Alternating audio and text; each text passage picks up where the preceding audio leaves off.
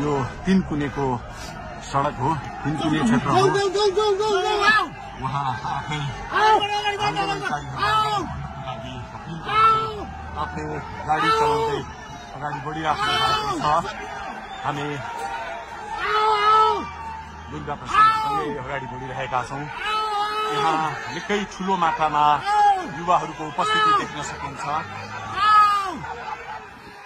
निकै ठुलो मात्रामा युवाहरूको उपस्थिति, प्रहरीको बार तोडेर दुर्गा प्रसाई आफै अगाडि बढ्दै हुनुहुन्छ। प्रहरीलाई गाडीले पेलेर दुर्गा प्रसाई अगाडि बढ्दै हुनुहुन्छ।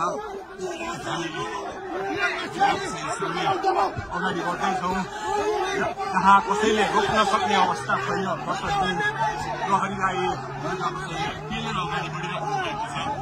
प्रहरी गाडीको चाबी खोज्न लागि परेको छ। दुर्गा प्रसाईले प्रहरीको एक लेयर तोडिसक्नु भएको छ र अब अगाडि सशस्त्र प्रहरीको टोली रहेको छ। उहाँ अगाडि बढिराख्नु भएको छ। यो गाडीमाथि प्रहरीले अन्धाधुन्दा लाठीचार्ज गरिरहेको छ।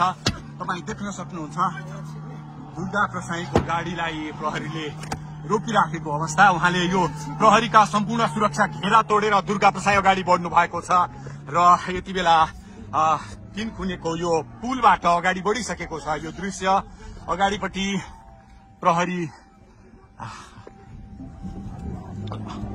प्रहरीका यी घेरा तोडेर दुर्गा प्रसाई अगाडि बढिराख्नु भएको छ।